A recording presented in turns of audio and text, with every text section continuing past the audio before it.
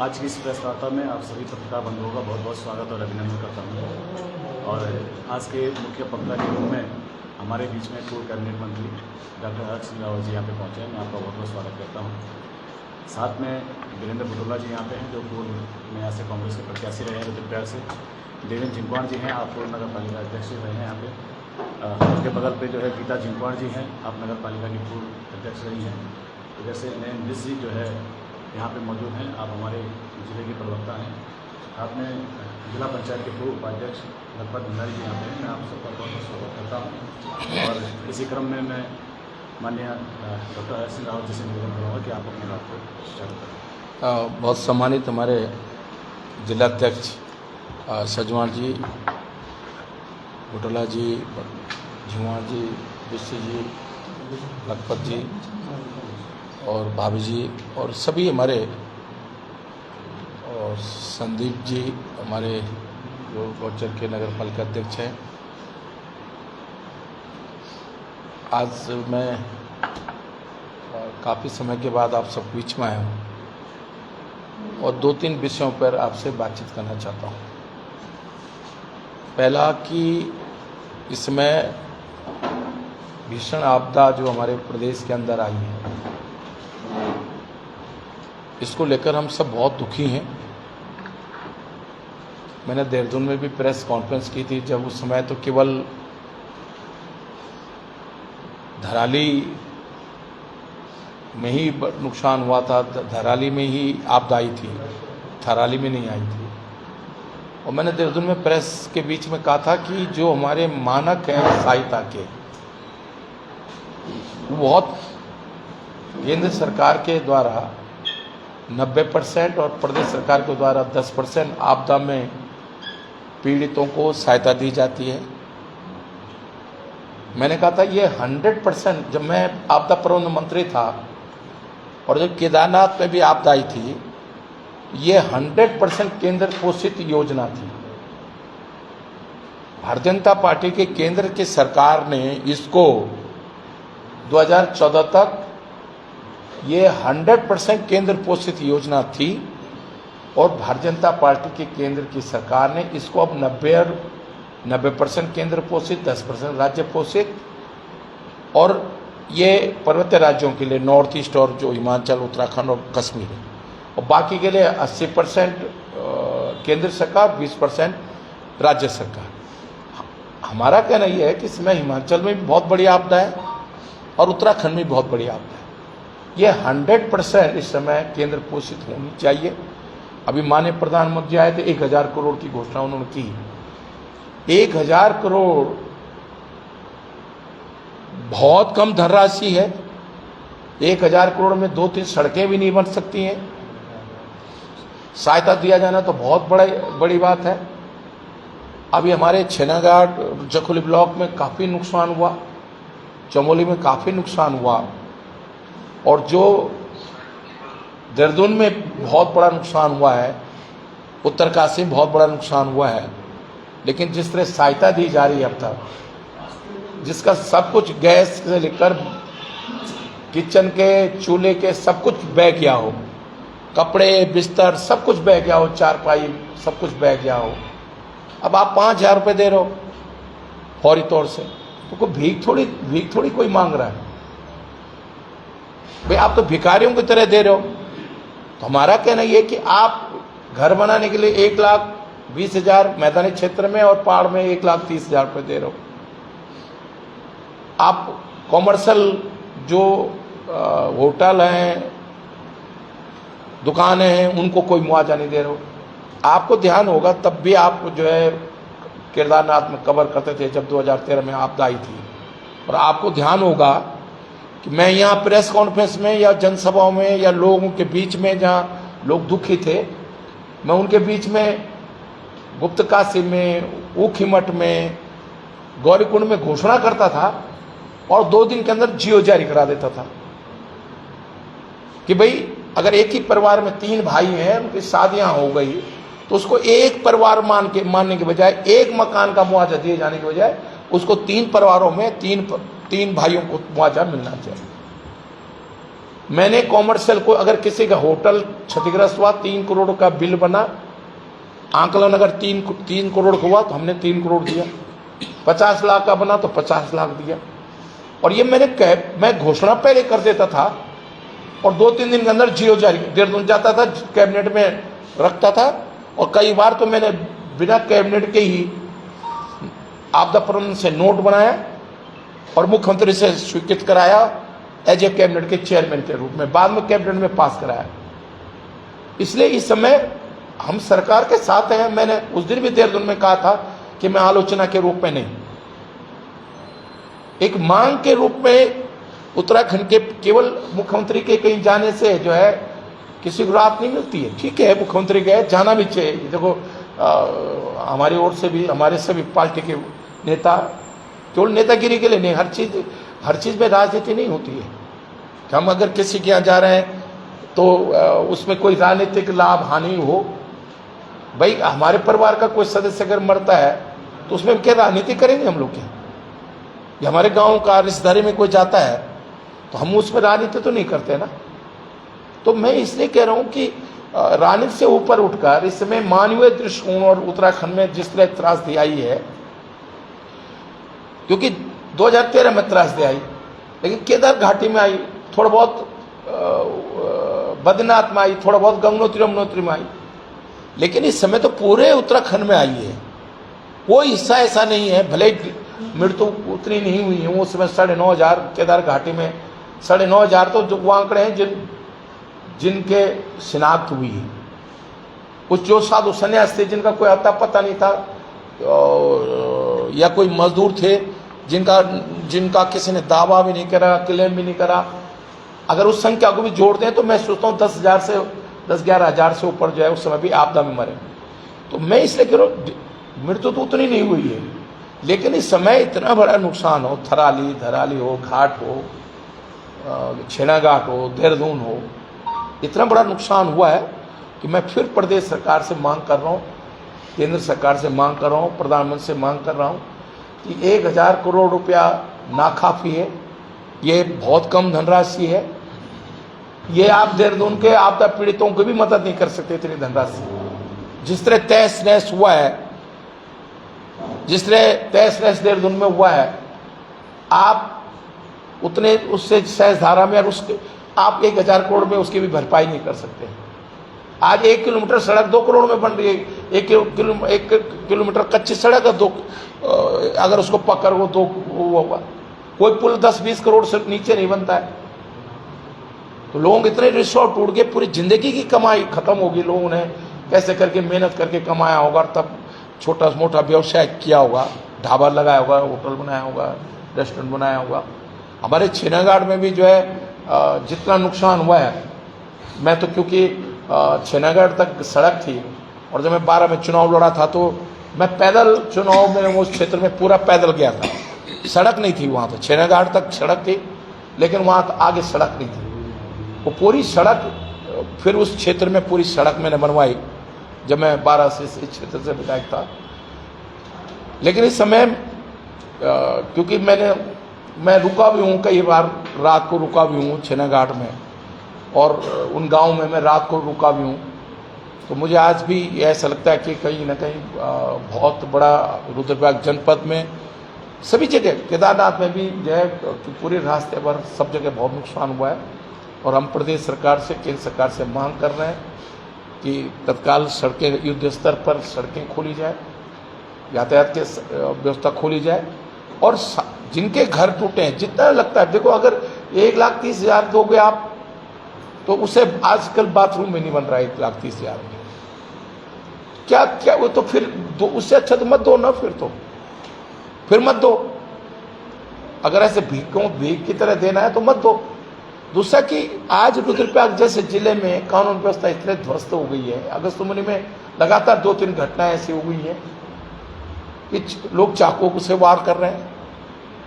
अब ये आज हमारा प्रदेश कहाँ हम ले जा रहे हैं? इस प्रदेश को भाई हम इस प्रदेश को कहाँ ले जा रहे हैं? आज रुद्रप्रयाग जैसा शांत प्रिय जनपद जो केदार की धरती है, उसमें भी जब कानून व्यवस्था इस तरह ध्वस्त हो कि आज चाकू और उस तरह की दुर्घटनाएं यहाँ इस जिले में हो रही हैं, ये निश्चित रूप से हम सब के लिए शर्मसार है। और मैं प्रदेश सरकार से मांग कर रहा हूँ कि इसको तो सरकार का डर ही नहीं रह गया। ये जो इस तरह माहौल है, ये बिल्कुल निश्चित रूप से जो है बहुत ही पीड़ाजनक है।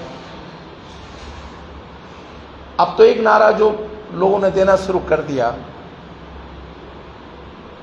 जैसे हमने नारा दिया था वोट चोर गद्दी छोड़, आज एक नया नारा आज हमारा नौजवान, बेरोजगार नौजवान लगाने लगा है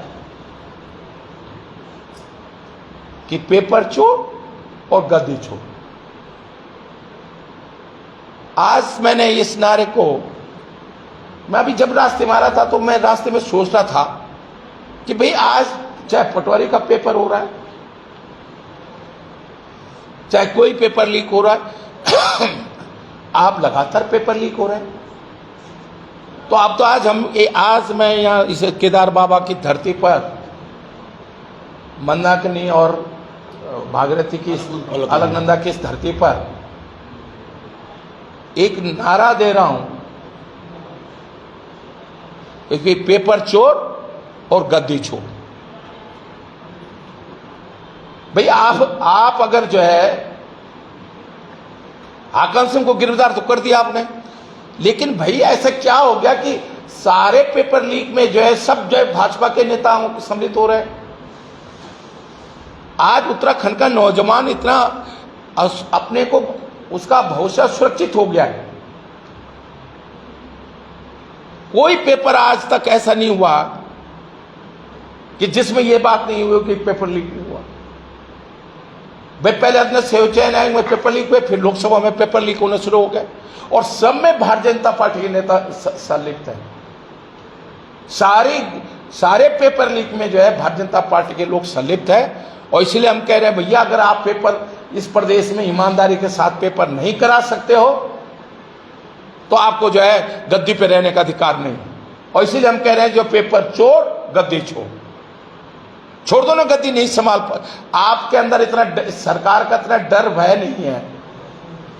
अपराधियों के मन में, जो महिलाओं के साथ अत्याचार कर रहे हैं, पेपर लीक कर रहे हैं, उनके मन में सरकार का अगर डर भय नहीं है तो किस बात की सरकार भाई।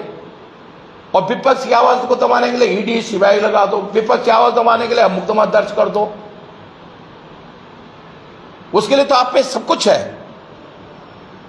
लेकिन जहां आपको कानून व्यवस्था की राज होना चाहिए, जहां डर होना चाहिए कि कोई गड़बड़ ना हो, ऐसा क्यों हो रहा है कि इतना हर पेपर, इतना लोग इतना आज पीड़ित है, नौजवान। मैं आप ही के माध्यम से पूछना चाह रहा हूं कि एक पेपर बता दो, किसी भी बेरोजगार नौजवान से पूछो कि भैया पिछले 8-10 साल में कोई नौकरी लगा है उत्तराखंड में कि नहीं लगा। लोग कोचिंग लेते हैं, तैयारी करते हैं, बीएससी करते हैं, बीकॉम करते हैं, लोग सोचते हैं कि भाई हमको जो है पेपर देंगे, पटवारी बनेंगे, कोई सोचता है कानून वो बनेंगे, कोई सोचता है बाबू शौचालय में बाबू बनेंगे, कोई सोचता है हम टीचर बनेंगे, पीसीएस बनेंगे। लेकिन आज लोगों को लगता है कि भाई कोई ईमानदारी कुछ नहीं है। कितनी मेहनत कर ले बच्चा, जो टैलेंटेड बच्चा है, जो गरीब घर का बच्चा है, मेहनत करने वाला है, लेकिन उसमें 10-15 लाख या 20-25 लाख रुपए रिश्वत देने के लिए नहीं है, पेपर लीक करने, पेपर खरीदने के लिए नहीं है, तो वो तो नहीं नौकरी लग सकता ना। तो ये मैंने आज इसलिए ये 2 मुद्दे, आपदा और ये तो प्रदेश के स्तर के मुद्दे मैंने अभी आपके सामने रखे। दूसरा, मैं इस जनपद के मामले में कहना चाहता हूं, इस जनपद के मामले में कहना चाहता हूं, आइए, इस जनपद के मामले में कहना चाहता हूं कि भैया ये जनपद, जब मैंने 2012 से विधायक था इस क्षेत्र का, हमने बहुत सारी योजना उनको जो है यहां स्वीकृत कराया था, शिलान्यास किया था, स्वीकृति का लेटर आदेश जारी किया था। लेकिन ये दुर्भाग्य है कि 9 साल में हम जो है उन योजनाओं पे एक कदम भी आगे नहीं बढ़ पाए। हमने सैनिक स्कूल स्वीकृत कराया था, उसके लिए भारत सरकार से जो है टीम आई थी, बल्कि मैं उनको जो है जिससे कि वो हेलीकॉप्टर से अपने साथ लेकर जो है उनको खुद लाया था और उन्होंने बहुत पॉजिटिव रिपोर्ट दी। भारत सरकार से शासनादेश जारी हुआ कि सैनिक स्कूल स्वीकृत हो गया। 10 करोड़ रुपए मेरे पास जो विभाग थे, मैंने उनसे विभागों से जो है निर्माण निगम को जो कार्यदायी संस्था थी उसको दिए थे। 10 करोड़ का काम, साइट डेवलपमेंट, बिजली, पानी की व्यवस्था, साइट डेवलपमेंट, कटिंग हो गई थी।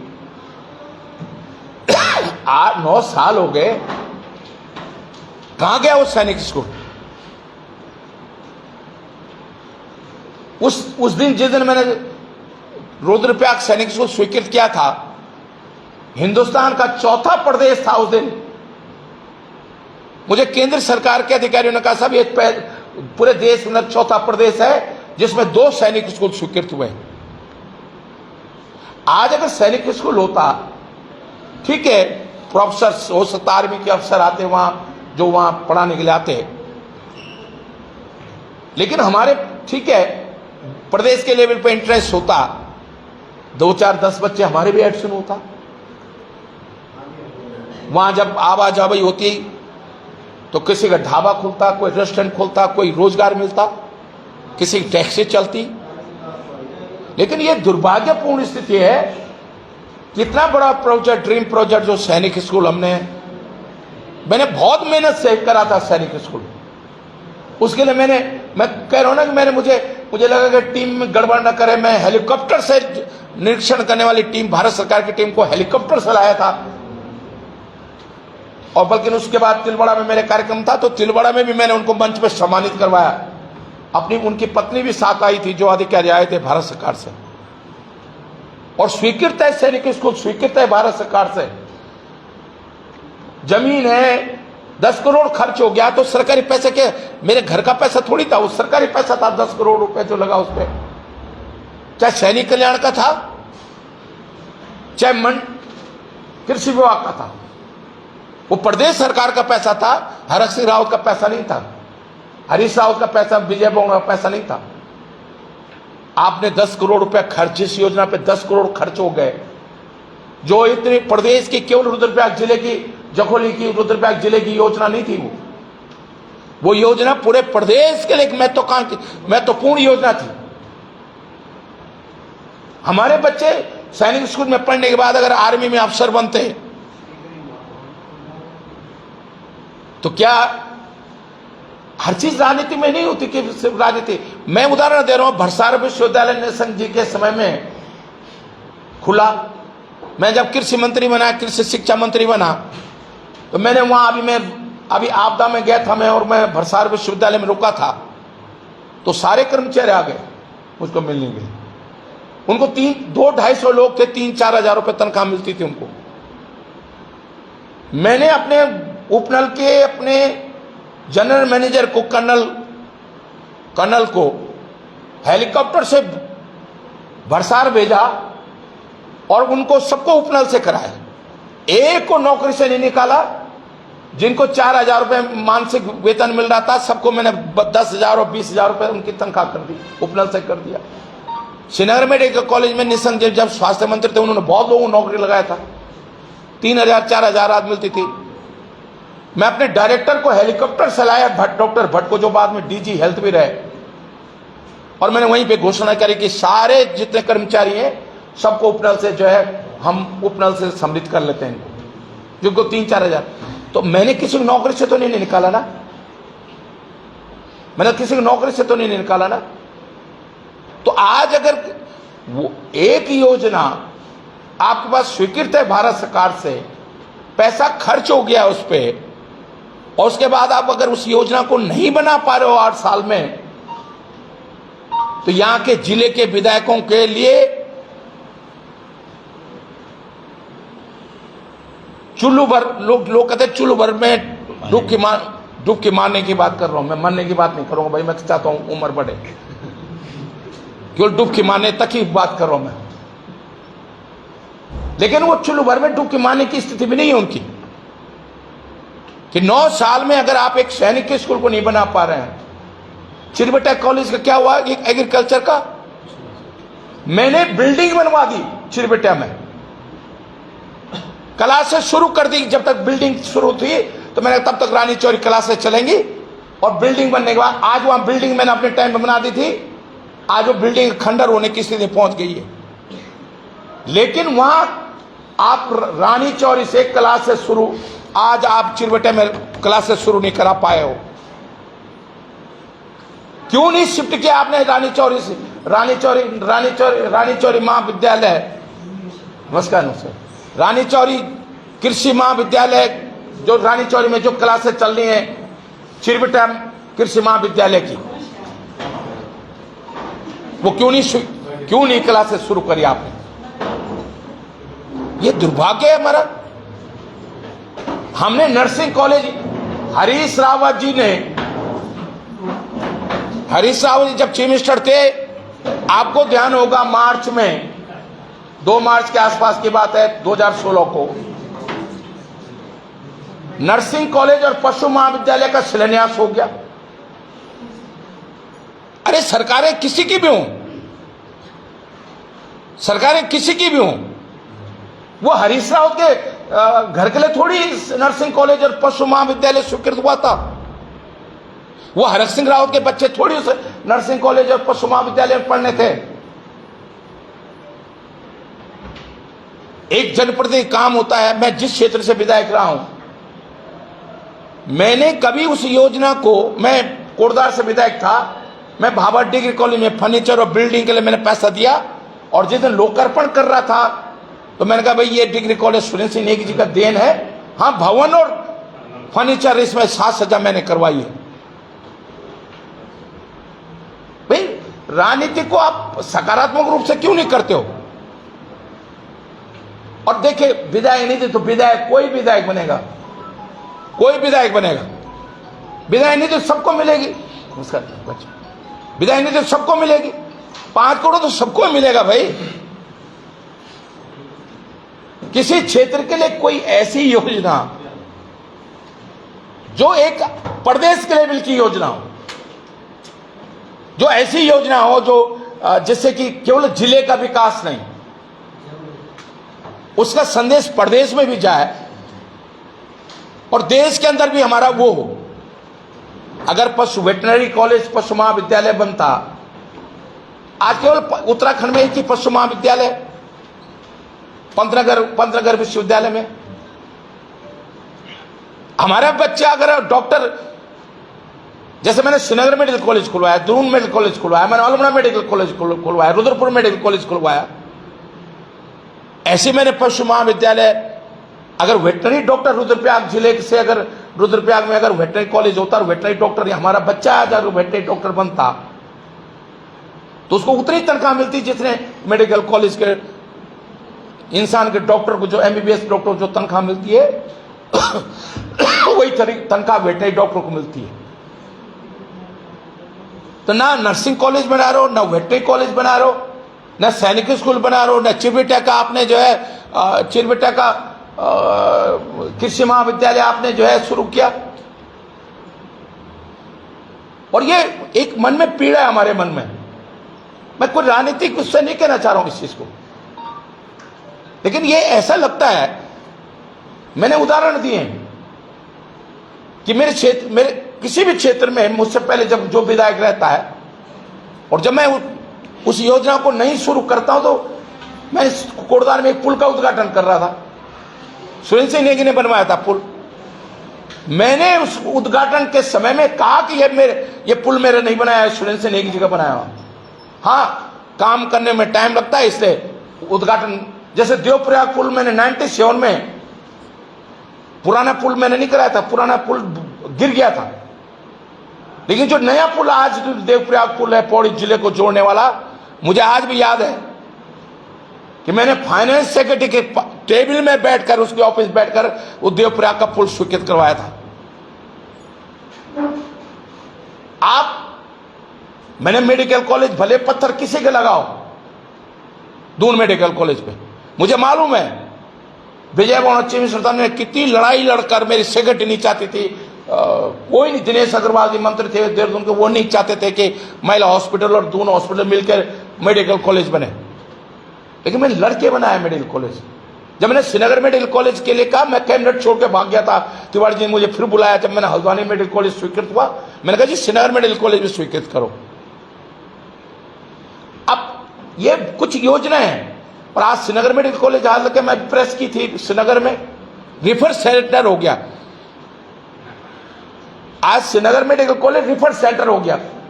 अब ये हमारे साथ ये भट्ट जी कह रहे थे, कहां गए भट्ट जी? इनकी पत्नी अभी वो प्रॉब्लम हुई डायलिसिस पे, कितने करोड़ का डायलिसिस सेंटर में भट्ट जी कहां गए? अच्छा बाहर हूं। 6 करोड़ खर्च हुआ,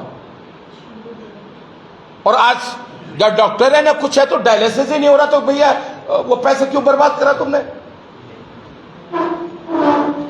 तो मैं आज ये आपके माध्यम से ये कहना चाह रहा हूं, ये जो नाइंसाफी हो रही है लोगों से, आज लोगों के मन में एक पीड़ा है। पहले आर्मी में भर्ती होते थे, आपने वो 4 साल वाली योजना निकाल दी। कहां जाएगा उत्तराखंड का लोग भाई? यात्रा चल नहीं रही। आज मैं बता रहा हूं, केदारनाथ से लेकर बद्रीनाथ से लेकर लोगों ने किराए में होटल लिए, ढाबे लिए, इतना खर्च होता है। आज मुझे बता दो कितना चल रहा है? इसके लिए कौन जिम्मेदार है भाई? अगर हम सरकार में होते तो लोग हमको कहते ना, आप सरकार में तो आपको ही तो कहेंगे ना। और जैसे देखे पुराने जमाने में जब राजा सिस्टम था तो अकाल पड़ता था तो यज्ञ कौन करता था? राजा करता था। जैसे राजा वैसे प्रजा, राजा के भाग्य से प्रजा का भाग्य बनता है। और आप पता नहीं कौन से पाप इन हमारे राजा ने किए हैं। मतलब मैं केवल एक राजा को नहीं कह रहा, सरकारी राजा है। कौन से पाप इस राजा ने किए हैं जो वर्तमान राजा हमारे प्रदेश का? इसके पाप के कारण, इस राजा के पाप के कारण आज उत्तराखंड की जनता त्राही त्राही कर रही है। रोजगार के मुद्दे पे त्राही त्राही, आपदा में त्राही त्राही, महिलाओं को उत्पीड़न में त्राही त्राही। और सारे महिलाओं के उत्पीड़न के मामले जो है में भाजपा के नेता संलिप्त हैं। इनको तो शर्म नहीं है। इनकी महिला मोर्चे की जिलाध्यक्ष, पूर्व जिलाध्यक्ष की अपनी बेटी के साथ बलात्कार करवाती है, कभी चंडीगढ़ ले जाके, कभी कहीं ले जाके। इनको तो शर्म ही नहीं है। तो मैं इसलिए कह रहा हूं, आज जितेंद्र की हत्या हुई श्रीनगर में, कल उसकी बहन का मुझको फोन आया था कि अब तक गिरफ्तारी तो कर दी दिखाने के लिए, अब तक 1 रुपए की सहायता जो है जितेंद्र के परिवार को नहीं दी गई है। और जो लोग जिसने जितेंद्र को पैसे दिए, जिनसे जितेंद्र ने पैसे लेके उसको दिए थे चमोली को, वो लोग रोज पैसा मांग रहे। मुख्यमंत्री नहीं गया, उसके घर पे नहीं गया। जब अंत्येष्टि होनी थी जितेंद्र की, तब तो डीएम ने कहा कि सर नहीं, पूरी मदद करेंगे, पूरा हमारा साथ रहेगा। लेकिन आज जितेंद्र को पूछने वाला नहीं।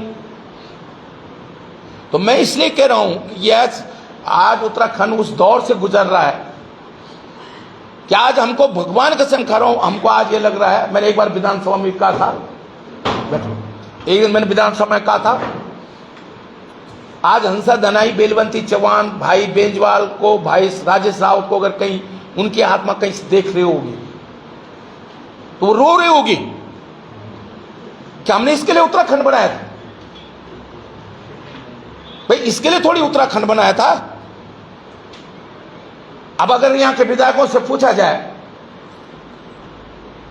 कि भाई तुम कर क्या रहे हो, मुख्यमंत्री के साथ फोटो खिंचाने से थोड़ी काम चलेगा भाई। मुख्यमंत्री के साथ फोटो खिंचाने से मेरे तो पता नहीं कितने प्रधानमंत्रियों के साथ, राजीव गांधी श्रीनगर एसएस में 84 में आए थे तब मेरा फोटो, कितने राष्ट्रपति, कितने प्रधानमंत्रियों के साथ फोटो है। ये फोटो से नहीं काम चलेगा। लोगों ने तुमको फोटो खिंचाने के लिए नहीं, गुलदस्ता देने के लिए नहीं जनता ने चुना है। जनता ने आपको इसलिए चुना कि आप यहां के लोगों की वकालत कर सको, लड़ाई लड़ सको। वोट के रूप में फीस दी है तुमको वकालत करने की, वोट के रूप में फीस दी है। आज तुम सुख सुविधा, मतलब मैं कभी कभी सोचता हूं, मैंने पहले भी कहा देहरादून प्रेस के बीच में, ऐसा तो ये राज्य हमने उत्तराखंड राज्य तो ऐसा लग रहा है नेताओं के लिए बना दिया हमने। आप ईमानदारी से बता दो, ज्यादातर जितने नेता हमारे उत्तराखंड में हैं, मंत्री हैं, चाहे संतरी हैं या विधायक हैं,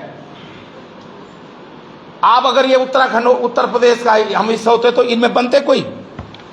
लड़ाई तो थे तुम्हारे विधायक भी तो कितनी बार चुनाव उत्तर प्रदेश में रह के एक दो चुनाव तो लड़ाई है ना, शायद जनता दल से लड़ा था, मुझे मालूम है वो। तो मैं तुम्हारी क्या नॉलेज देखना चाहता हूँ, तुम्हारी मेमोरी कितनी अच्छी है।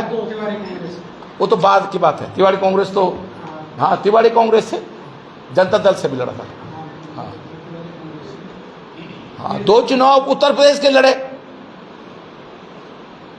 तो नहीं बन पाता ना। आज उत्तराखंड बन गया तो लोग विधायक बन रहे हैं, लोग मंत्री बन जा रहे हैं। पहले 16-19 विधायक थे उत्तराखंड में, हरिद्वार जोड़ दो तो 22 विधायक थे। आज 70 विधायक हो गए। पहले जो है मंत्री 1, 2 या 3, 4 होते थे, आज 12 मंत्री होते हैं। दर्जाधारी जोड़ लो तो सैकड़ों में हो जाते हैं। तो मैं इसलिए कह रहा हूं, या तो अधिकारियों के लिए बनाया हमने, मजे अधिकारी ले रहे हैं।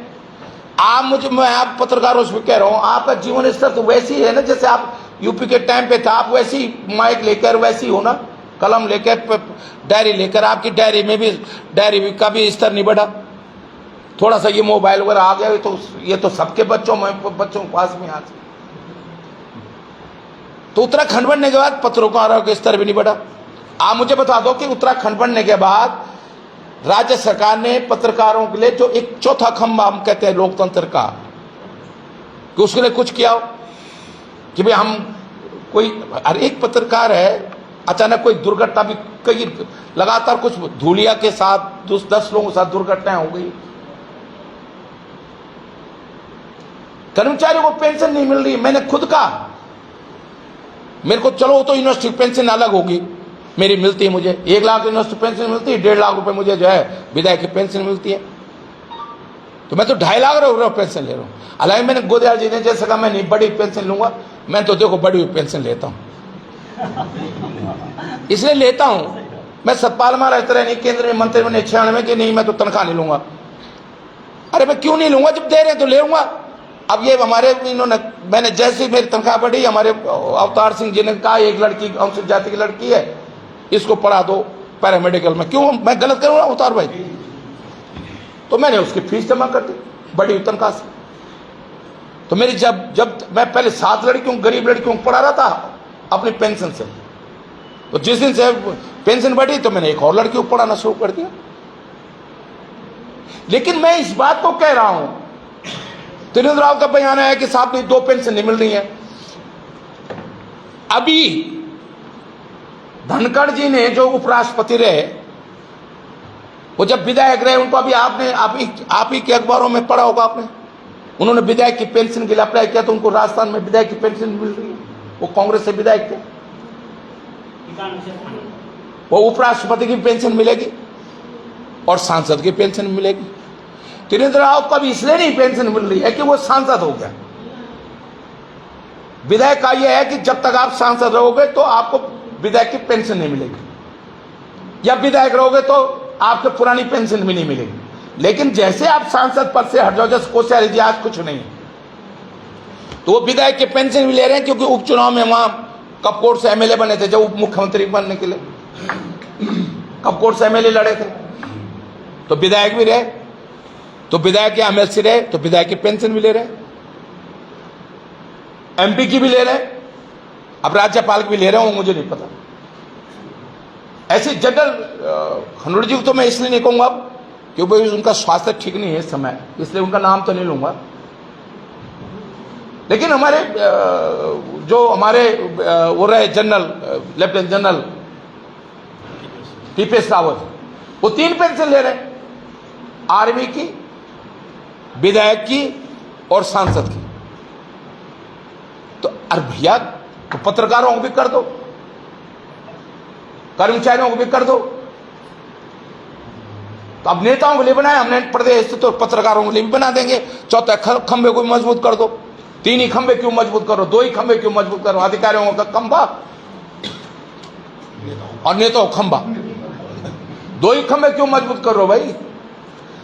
नौजवानों वाला खंबा भी मजबूत कर दो, और चौथा खंबा लोकतंत्र का चौथा खंबा पत्रकारों वाला भी मजबूत कर दो,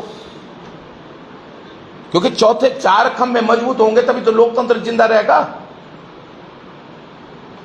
तो मैं इसलिए आज मेरे मन में बहुत पीड़ा थी। अब मैंने कोटद्वार में मांगे उठाई तो मुझे आज खुशी इस बात की कि फिर आज वहां की जनता रस आ गई। अल्लाह डांग चिलखाड़ को लेकर आज वहां की जनता सड़कों पर है। मैंने पौड़ी में कमिश्नर बोला, ये दुर्भाग्य है हमारा कि पौड़ी में कमिश्नर ही है।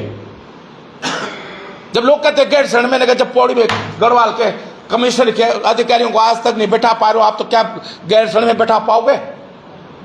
क्यों धोखा कर रहे हो उत्तराखंड की जनता, पहाड़ की जनता के साथ धोखा क्यों कर रहे हो कि हम गैर शरण राजधानी बनाएंगे? धोखा है। मैं आज बता रहा हूं, जहां हम मंडल मुख्यालय के अधिकारियों को मंडल मुख्यालय नहीं बैठा पा रहे हैं,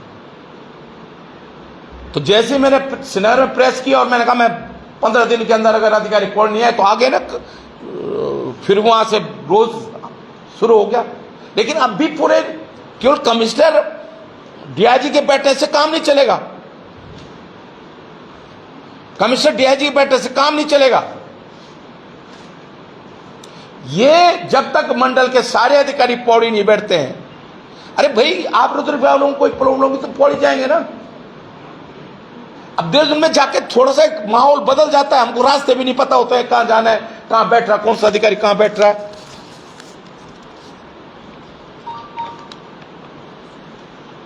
कहां जा रहा है। इसी तरह मैंने भाई अभी पटवारी सड़क पे हड़ताल पे, पटवारी संघ ने मुझसे कहा साहब मैं रेवेन्यू मिनिस्टर रहा हूं, मैंने रात के 1 बजे बैठक करके पटवारी संघ की मांगों को पूरा किया था। आज फिर पटवारी संघ हड़ताल पर है। उनके पास सुविधा ही नहीं है। कानून व्यवस्था 70% 60% अब 50% रह गया। 50% कानून व्यवस्था पटवारियों की जिम्मे। उनकी पटवारी चौकियां मैंने रेवेन्यू मिनिस्टर रहते बना दी थी, भारत सरकार से पैसा लाया था मैं। 1215 पटवारी चौकियां थी, मैंने भारत सरकार से पैसा लाया था और पटवारी चौकियां बना दी थी। लेकिन वो आप उसमें बिजली नहीं है, उसमें पानी नहीं है,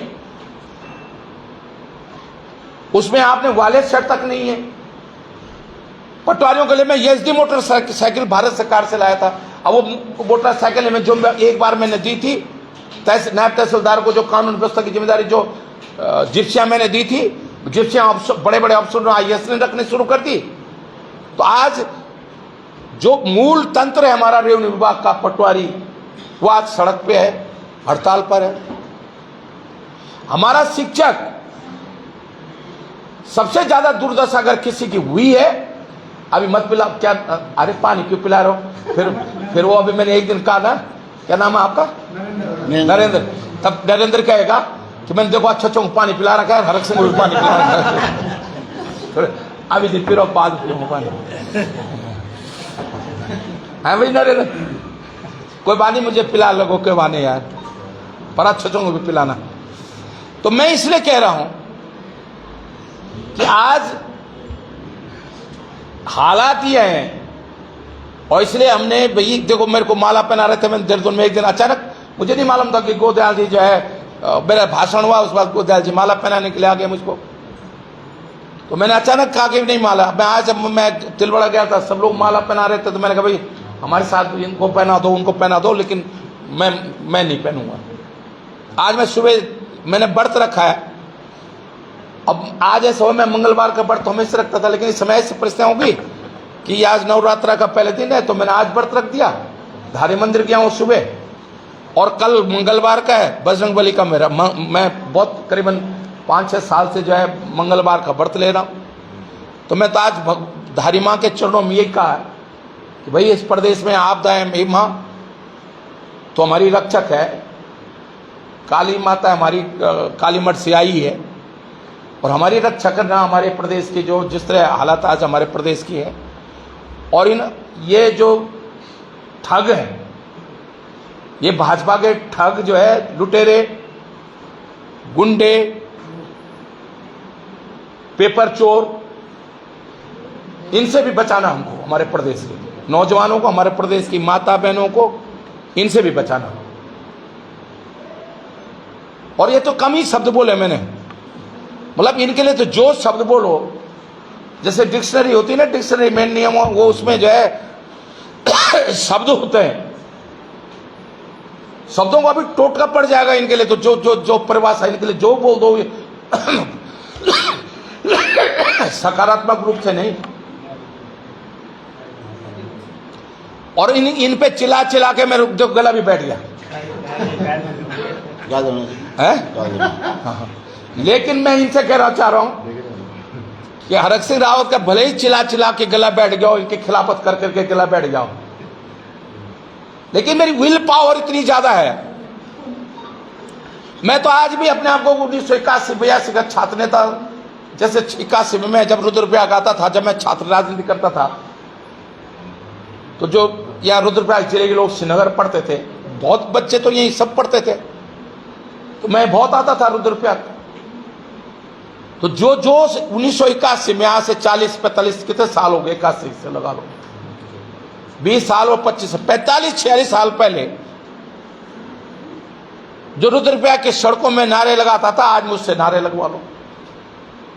भैया देखो, हमारा एवरेस्ट पर चढ़ने का रिकॉर्ड तो नहीं, नारे लगाने का रिकॉर्ड तो मेरा बन जाएगा। अब मैं शर्म ही नहीं करता हूं कि मैं बुजुर्ग हो गया, 60 सटिया आ गया हूं। 60 साल से ऊपर होगी तो सटिया ही तो क्या, हमारे देसी भाषा में सटिया बोलते हैं ना 60 साल के बाद। पर मैं अभी नहीं सटिया हूं, मैं तो इनको सटवाऊंगा।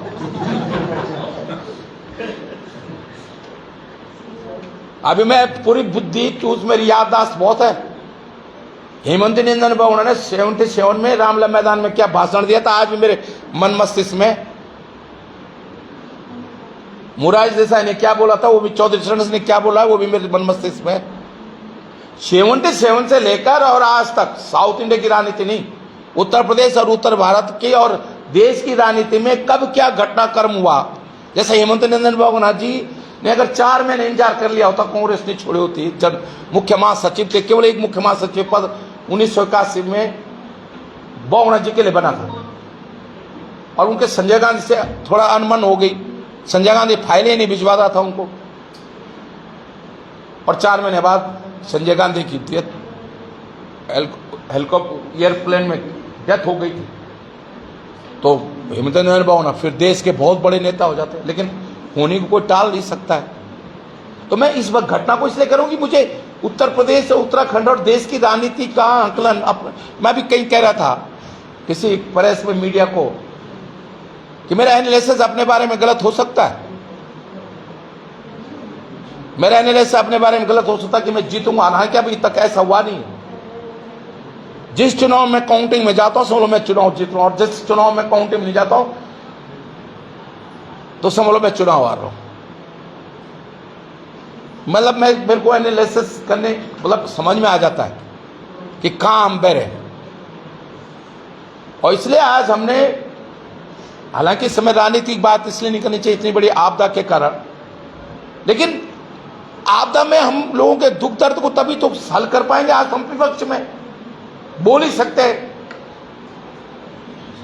मांग ही कर सकते हैं, लेकिन कल कांग्रेस की सरकार आएगी तो हम उसी तरह, जिस तरह मैंने केदार घाटी में हम लोगों ने मदद करी है लोगों की, लोग दुख दर्द में सम्मिलित हुए, उसी तरह कांग्रेस के सरकार में फिर हम,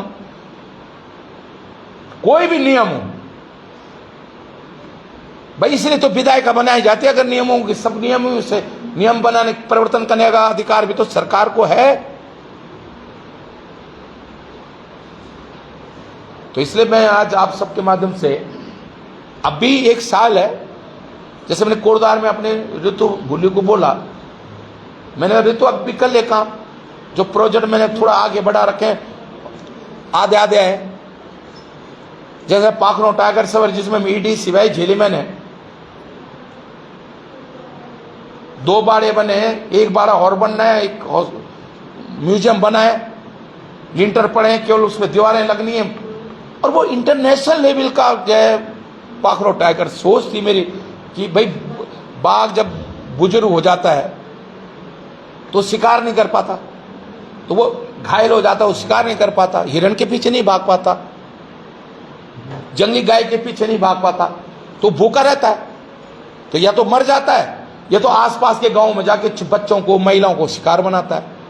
तो उस बुजुर्ग टाइगर को, बाघ को हम बाड़े में रखेंगे, उसका इलाज भी करेंगे, उसको भोजन भी देंगे, उसको उम्र भी बढ़ जाएगी,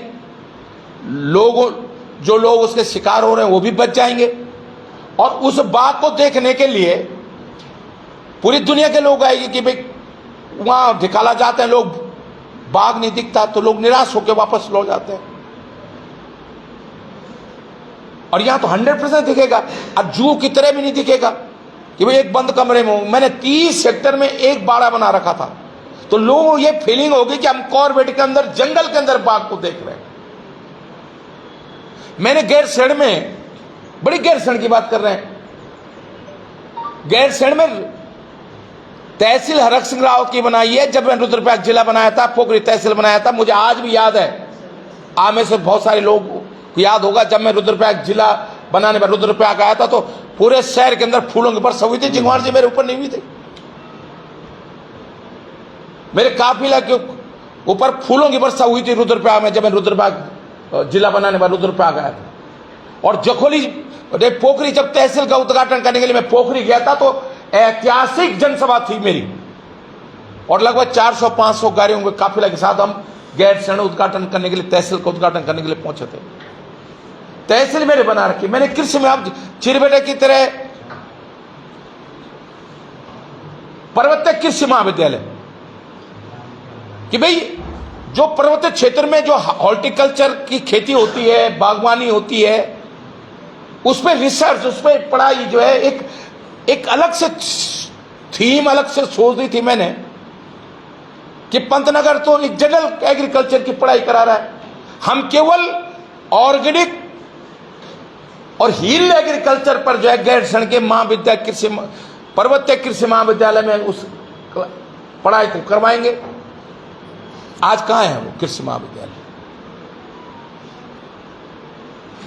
तो ये दुर्भाग्य है कि इस उत्तराखंड का दुर्भाग्य है कि ऐसे लोग सत्ता में बैठ रहे हैं, कुर्सियों में बैठ रहे हैं, जो जिनका जो है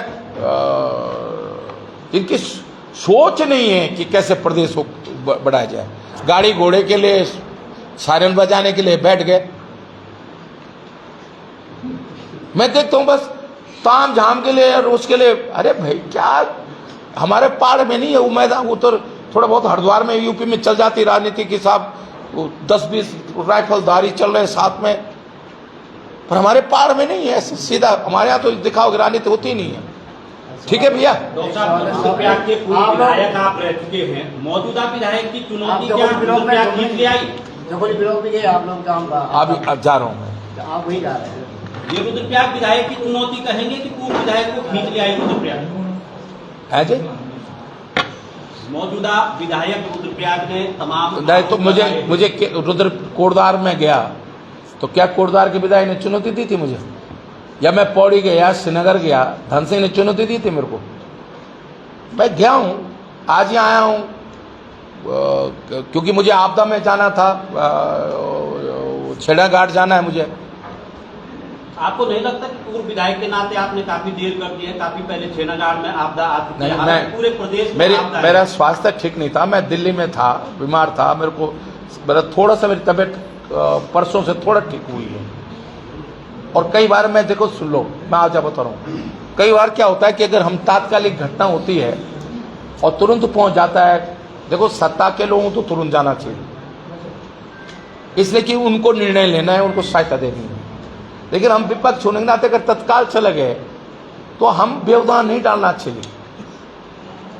मैंने देहरादून में प्रेस कॉन्फ्रेंस करी इस मुद्दे पर, उस समय जब थरा लिया, और मैं इसलिए नहीं गया कि बहुत सारे लोग चले गए थे। अब वो रोज हम जाएं, वो फोटो खिंचाए, वीडियो बनाए, और हो कुछ ना रहा,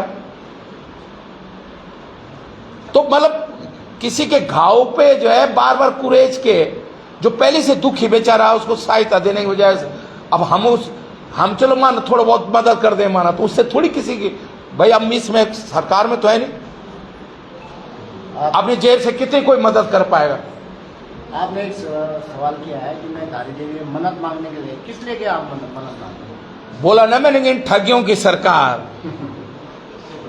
इन बेरोजगार वोट वो पेपर चोरों की सरकार की विदाई इस प्रदेश से हो जाए, इसके लिए जाऊं। राव साहब कहा ही जा रहा है कि रावत जी की सक्रियता अचानक बढ़ गई है, क्या माने? नहीं, मैं बढ़ गई थी। मैंने तो एक चीज सुनो ना, मैं इन रग ठगों को देख रहा था। अब अति देखिए, अगर हम पहले आक्रमण करते कहते तो हमारी सरकार को अभी नहीं, मतलब दूसरी बार की पारी को अभी 1 साल हो 2 साल हो, क्या 2 साल में क्या कर लेगा कोई। अब एकदम चुनाव पे भी कहेंगे तो भी कहेंगे साहब अब तो चुनाव आ गया, हम क्या अब 2 महीने में क्या कर लेंगे। और घटनाएं लगातार ऐसी हुई हैं, जैसे देहरादून में अभी सक्रिय क्यों हुआ, जैसे देहरादून के अंदर, पूरे देश के अंदर देहरादून महानगर हमारा जो है, जो टॉप 10 शहर महिलाओं के लिए असुरक्षित शहरों में देहरादून का नाम आया, तो मैंने करण में रोका, तो करण में रोक कहीं जाना था, तो मैंने ज्योति रतोले से कहा महिला मोर्चे को कि नहीं भाई, इसमें अगर विलंब हो गया तो फिर फायदा नहीं, कि देहरादून लोग अपनी बहू बेटियों को पढ़ने के लिए से, बच्चों को पढ़ने के लिए से भेजते हैं कि सुरक्षित शहर। और मैंने कहा यह सर्वे हरक रावत का नहीं है, उत्तराखंड का नहीं है, हमारा नहीं, कांग्रेस का नहीं है, यह भारत सरकार के महिला आयोग ने एक सर्वे से सर्वे कराया कि टॉप 10 असुरक्षित महिलाओं के असुरक्षित शहरों में देहरादून 39.6% है, बाकी शहर 34.6% है। तो अब अगर ऐसे, वो भी जो भारतीय जनता पार्टी की सरकार के, केंद्र सरकार के नामित अध्यक्ष है, महिला आयोग के अध्यक्ष, उसने रिपोर्ट को जारी किया है, रिलीज किया है, तो अब इस मुद्दे पे नहीं बोलेंगे क्या? तो आप जो कह रहे हो सक्रियता तक अचानक बढ़ गई, मैं तो उस चुनाव में भी आया था, नगर निगम के चुनाव, पालिका चुनाव में भी आया हूं। बाकी मेरी ड्यूटी कई बार राजस्थान में लग गई, राजस्थान चुनाव में लग गई, फिर दिल्ली लोकसभा में, दिल्ली कन्हैया जी के क्षेत्र में, उदित राज जी के क्षेत्र में मेरी ड्यूटी लगी हुई थी। तो पार्टी जहां काम देगी हम तो वही करेंगे ना, हम तो आपकी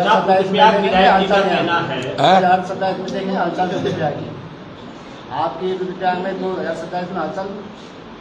देखिए, अगर रुद्रप्रयाग जिले में जो योजनाएं हमने स्वीकृत की हैं, कांग्रेस की सरकार आएगी, मैं केदार बाबा की कसम खा रहा हूं, मैंने उस केदार बाबा की बहुत सेवा की है। आदि गुरु शंकराचार्य ने उस केदारनाथ मंदिर को बनाया होगा, लेकिन 2013 की आपदा के बाद अपने हाथों से मैंने उस शिवलिंग को साफ किया है, सफाई की है, घासें ढोई हैं, मंदाकिनी में जलाई है। और शिवरात्रि के दिन लोग सोचते भी नहीं थे कि कभी दुख केदारनाथ में यात्रा शुरू हो पाएगी। मैंने केदारनाथ शिवरात्रि के दिन मैंने उसको मंदाकिनी नदी से, सरस्वती नदी से जल लाकर धुल के, शिवलिंग को धुल के तब पूजा की है मैंने। और अगर मैंने सच्चे मन से उस केदार बाबा की पूजा की होगी तो 27 में कांग्रेस से सरकार आने के बाद, चाहे यात्रा को लेकर हो, चाहे जो योजनाएं मैंने अभी बताई हैं, चिरबेटा कृषि विद्यालय हो, सैनिक स्कूल हो, इनको हमारी सरकार सारी इन योजनाओं को धरातल पर उतारेगी।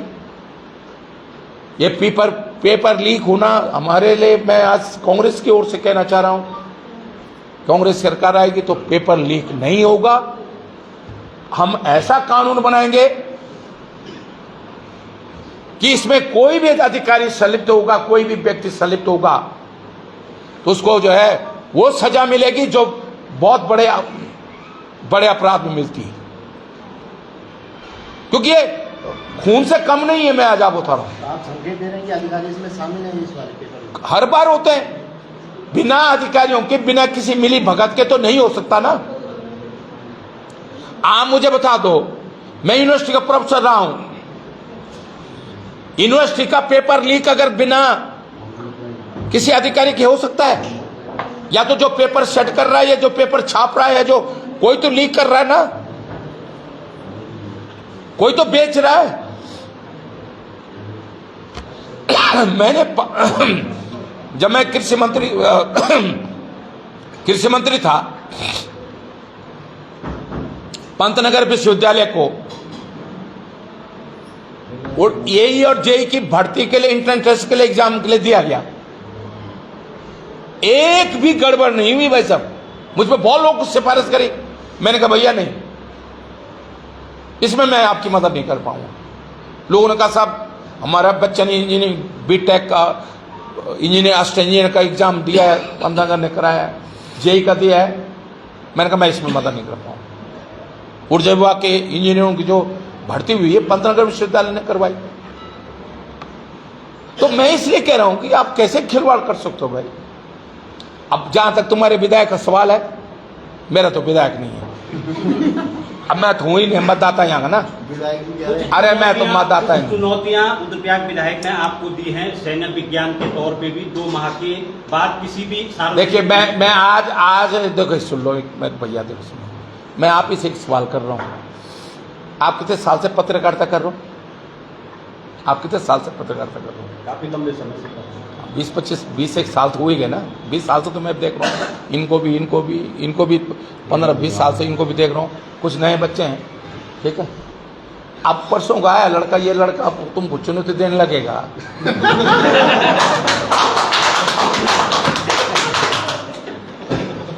अब वो उम्र में हो सकता है बड़े हो। अब बोल सकते हैं कि चौधरी ने कहा है कि आप अगर अगली बार चुनाव लड़ते हैं 27 तो 8 वोट आपको पड़ेंगे।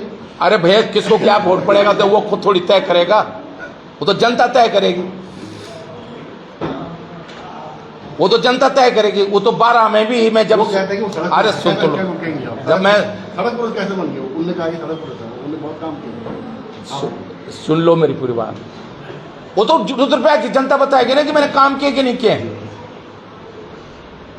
एक भी व्यक्ति, जब तक मुझे आज भी याद है, जकोली ब्लॉक की एक बच्ची भटजी थे, क्या नाम था उनका, बचने की कोई उम्मीद नहीं थी। मैंने अपना पैसा लगाया, जॉली ग्रांट, गुरुराम ने इलाज किया, और उस जब वो बच्ची बची है ना, मैं कौन हूं तो बचाने वाला, मैं कोशिश करी मैंने। तो उसके पिताजी उस बच्चे को लेकर मेरे घर पे आए, रोने लगे कि ये बच्चे आज अगर जिंदा है तो आपको। जैसा मैं गया था जब उस समय, जब वहां जखोली उनके गांव में, तो मैं इसलिए कह रहा हूं, मैंने जब तक मैं रुद्रप्रयाग विधायक रहा हूं, कोई एक व्यक्ति मैंने ये नहीं होने दिया कि भाई इलाज के लिए, ठीक है जीवन मेरे हाथ में नहीं है, लेकिन किसी को ये नहीं लगेगा कि मेरा इलाज ठीक से नहीं हुआ इसलिए आज मैं दुनिया में, मेरे पत्नी नहीं है, मेरा बाप नहीं है। अरे मानवीय दृष्टिकोण होना चाहिए ना।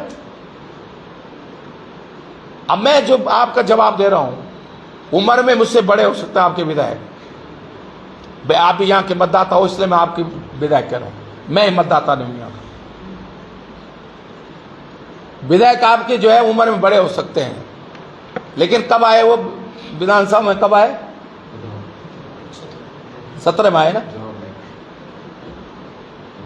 अब मैं कब गया विधानसभा में? 12 में नहीं यार, 91 में।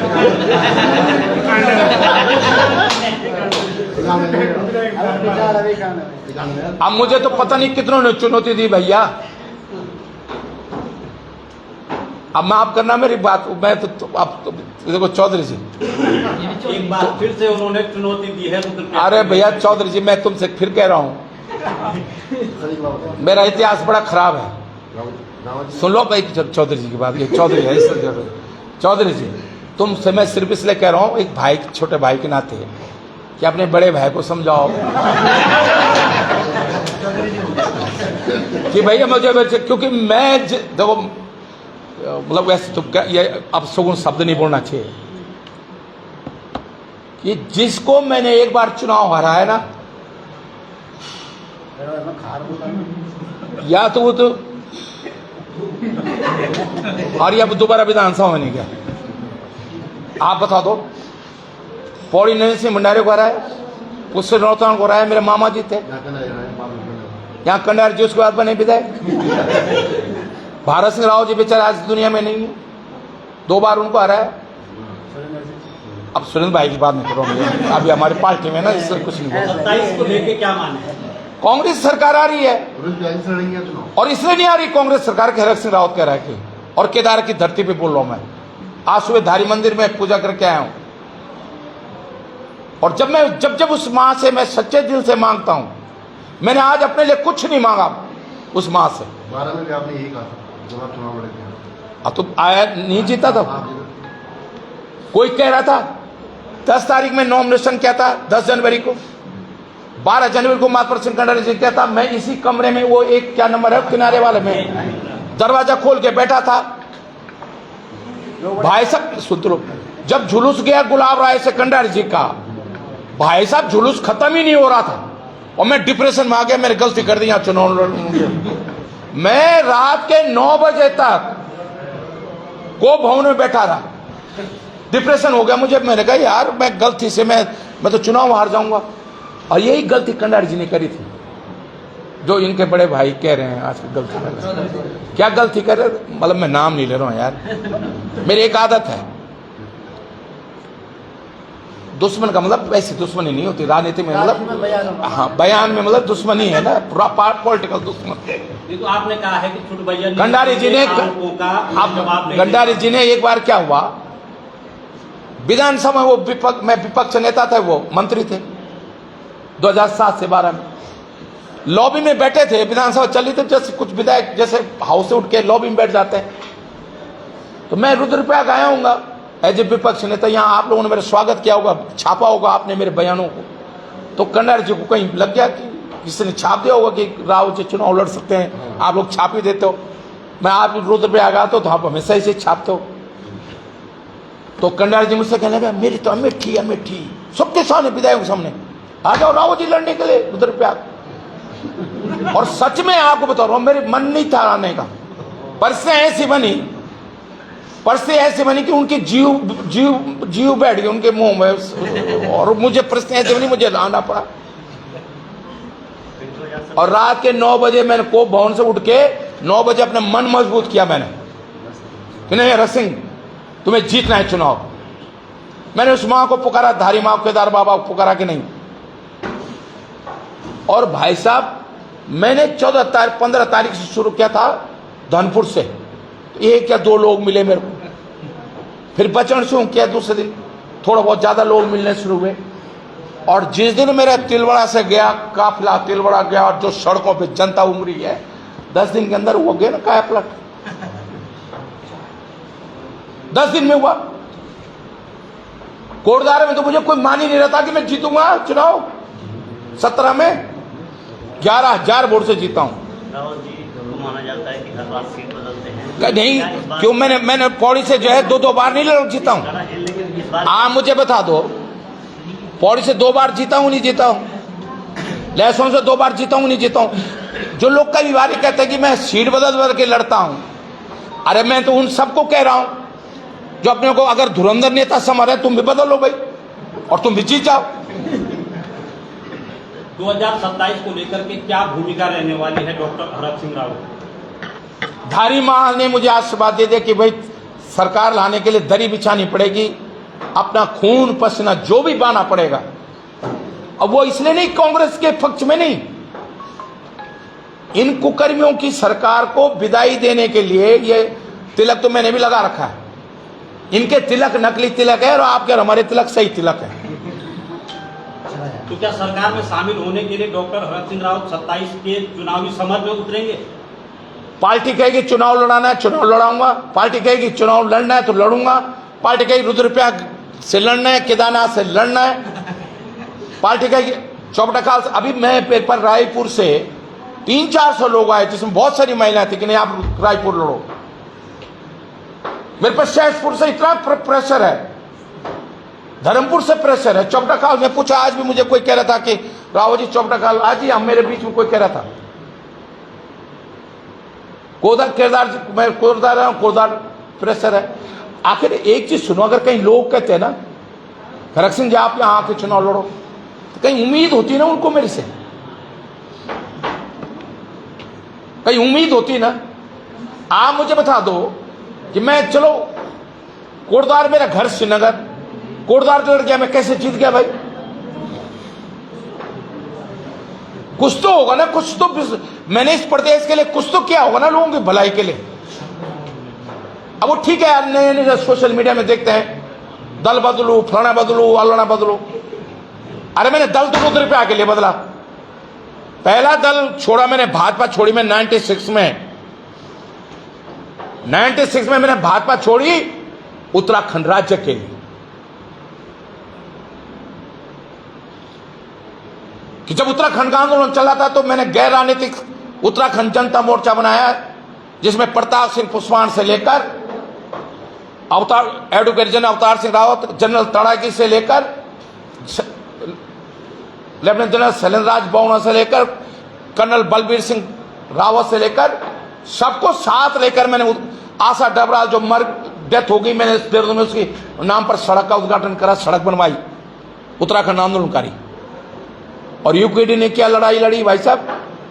पौड़ी में जिस दिन 7/8 तारीख 1994 लाठीचार्ज हुआ था, दिवाकर भट्ट को मैं गया, दिवाकर भट्ट का भी गया था मिलने के लिए। मैंने तुम्हें जिंदगी अब चलो, अब भी बीमार है बेचारा, मैं देखने गया था, नहीं मारा जाता उस दिन। और ये तो छिप गए थे।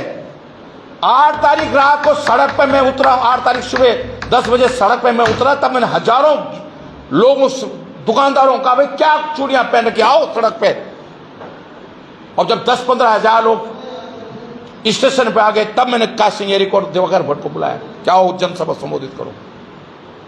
जिस दिन मुझ पर अगर कांड हुआ था, यहाँ के लोग ऋषिकेश के रास्ते गए, मुझे भी ऋषिकेश जाना था, पर एक पैडल शू में एक कैप्टन थे, उन्होंने कहा बिष्ट जी, उन्होंने कहा राव जी नहीं, आप पौड़ी यहाँ के विधायक को, पौड़ी के विधायक को, आप यहाँ पौड़ी का नेतृत्व करो। मैं 19 पुलिस के बैरियरों को तोड़ते हुए नजीबाद, नटौर, कोतवाली, बिजनौर, गढ़मुक्तेश्वर से होते हुए 19 पुलिस के बैरियर और रेलवे फाटकों को तोड़ते हुए अकेला भिड़ा पुलिस वालों से, मुलायम सिंह की पुलिस से। और मैंने दिल्ली से 145 बस से दिल्ली पहुंचाई। जंतर मंतर दिल्ली पर यूकेडी का धरना जो है 5-6 साल नहीं चला। मेरे धरने के सामने ये हरीश रावत जी और इन्होंने एक संयुक्त संघर्ष समिति बनाई थी। 3 दिन मेरे धरने के सामने इनका भी उत्तराखंड को लेकर धरना चला। 3 दिन में टेंट उखड़ गया धीरेन्द्र प्रताप का, डंगवाल जी का। मेरा धरना दिल्ली में उत्तराखंड राज्य के लिए 6 साल चला। 350 लड़के जिनका पोस्टल एड्रेस भी जंतर मंतर था, जिसका मैं चीफ था। केदार सिंह रावत भी थे मेरे साथ, प्रकाश सुमनधानी जो आप बीजेपी में देहरादून में, वो भी थे। हमने अगस्त में रैली करी उत्तराखंड राज्य को लेकर। मैंने उत्तरकाशी में रैली करी, 1000 जोड़े ढोल दमाऊ थे। उत्तरकाशी में रैली करी, कोटद्वार में करी, देहरादून में करी, और दिल्ली में हम हर महीने पार्लियामेंट में करते। कभी राजस्थान वालों की, मैंने लखनऊ में करी, हजरत महल पार्क 1 लाख लोगों की रैली करी उत्तराखंड राज्य को लेकर, जिसमें मैंने राजनाथ सिंह को चीफ गेस्ट बुलाया था। तो मैं इसलिए कह रहा हूं कि हमने इस राज्य की लड़ाई के लिए राज्य की लड़ाई लड़ी भाई साहब।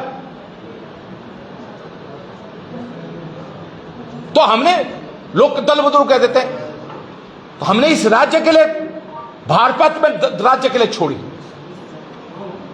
लोग उस समय सब कह रहे थे, नहीं कह रहे थे। 96 में खंडूड़ी जी को नॉमिनेशन देहरादून में करना पड़ा कि नहीं करना पड़ा? पौड़ी में नॉमिनेशन नहीं कर सकते थे। सतपाल महाराज ने भी देहरादून में नॉमिनेशन करा, उस समय देहरादून भी पौड़ी लोकसभा में था। मैंने सब जगह जनसभाएं करी। आज भी कुछ लोगों को याद होगा, कर्नल प्रयाग में मैं जब भाषण दे रहा था, मंच पर पुलिस आ गई, इंस्पेक्टर आ गया, मैं वहीं धरने पे बैठ गया। मैंने कहा हरक सिंह रावत तब जाएगा वापस, यहां जनसभा करके जाएगा। मैं जेल में भेज दो, जेल से आऊंगा, पहले यहां जनसभा करूंगा, तब घर जाऊंगा। मैं धारचूला गया, वहां पुलिस ने रोक लिया मुझे। मैं वहीं भूख हड़ताल बैठ गया। मैंने कहा मैं तो अन्न जल भी छोड़ दूं, मैं केवल भूख हड़ताल नहीं करता हूं, मैं जल भी त्याग देता हूं। क्योंकि भूख हड़ताल में क्या होता है कि 30 दिन तक कौन वेट करेगा मरने का? जल भी छोड़ दो तो 2-3 दिन में आपकी हालत बेहोश हो जाते तो सरकार हिल जाती है। भरत सिंह रावत जी विधायक से लेकर कैबिनेट मंत्री तमाम पदों पर क्या आप मुख्यमंत्री की टीस रहेगी? देखिए मैं आपको मैं एक चीज बता दूं, मैं तो एक सिपाही का लड़का हूं। मेरे नाना जी स्वतंत्रता संग्राम सेनानी थे। मेरी माँ थी, मेरे नाना जी की, मेरी नानी की जब 11 दिन की थी मेरी नानी, मेरी माँ, तब मेरे नाना जी जो है आज हिंद फौज में आर्मी में थे। सुभाष चंद्र बोस साहब जिन्होंने बगावत करी थी, आर्मी से बगावत करके सुभाष चंद्र बोस को साथ सम्मिलित हो गए थे।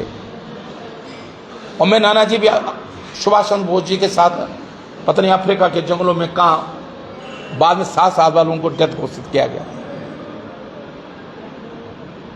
तो मैं तो उस माँ का पुत्र हूं, एक सिपाही का बेटा हूं। मुझे तो आज हमने तो देखिए